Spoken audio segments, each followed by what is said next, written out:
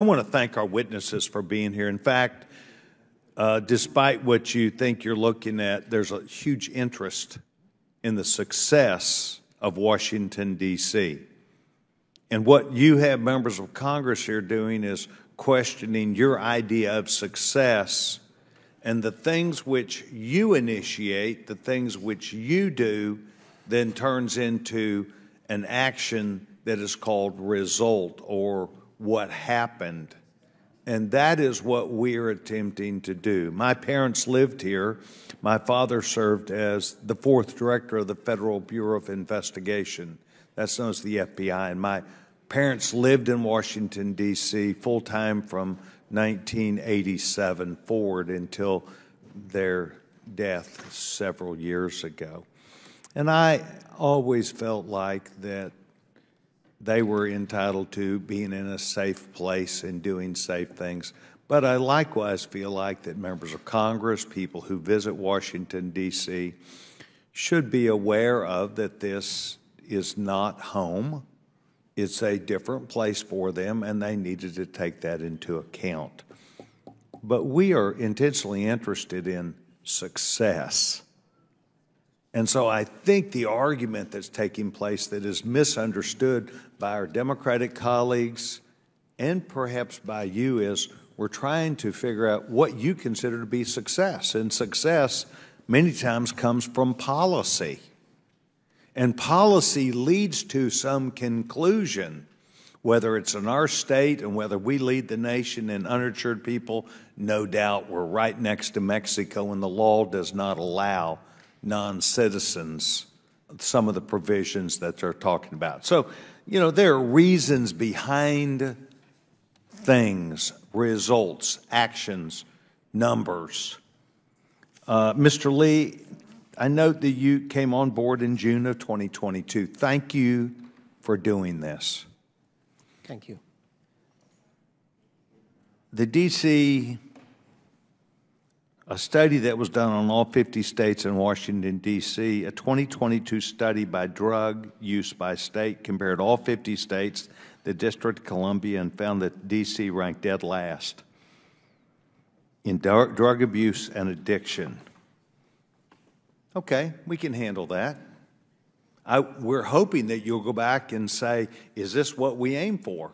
And if not, what are those natural characteristics of success in states that may be first through 20? What are those characteristics of things that they did to avoid this addiction problem? Mr. Lee, I want to ask you about money. Washington, D.C., years ago, received a good bit of money, and a high percentage of that was simply for health care from the federal government, and a high percentage of that was used for drug overdose in the emergency room. Can you tell me of the money that you put into the D.C. hospital system for surgery, taking care of patients? What percent of that now is consumed with emergency room drug overdose? I cannot tell you, but I can research that and provide you an answer. Okay. Mr. Lee, these are the kinds of things that this committee, and I think members of Congress, if we were to admit to it, on both sides, we need to actually look at how D.C. is, Washington, D.C., the District of Columbia, how it is looking at itself and how it wants to be seen and what those success markers are. And so I would like for each of you to know that you are the elected representatives, or that you serve, whether you live in D.C. or adjacent to it, whether you, Mr. Lee, I didn't ask where you lived, I'm not going to, but you serve there. And this committee is after an issue and a result. An issue and perhaps corresponding money, and then where the result is. And I think Mr. Allen makes a good point about criminals and prosecution.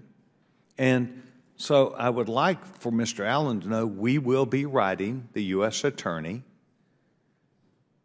We will, in the majority, tell them that we have strong interest in the safety here, and we believe that his effective law enforcement to enable this city to have a better standing needs to be debated and discussed.